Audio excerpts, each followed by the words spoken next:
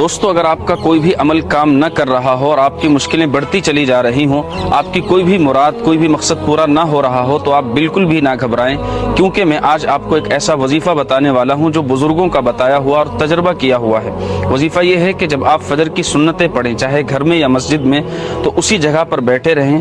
اور 4 مرتبہ سورۃ الفاتحہ پڑھیں، اس طرح سے کہ پہلے اعوذ باللہ، پھر بسم اللہ، اس کے بعد الحمدللہ رب العالمین الرحمن الرحیم۔ یہ آیت 21 مرتبہ پڑھنا ہے اور اپنے کام کا، اپنے مقصد کا تصور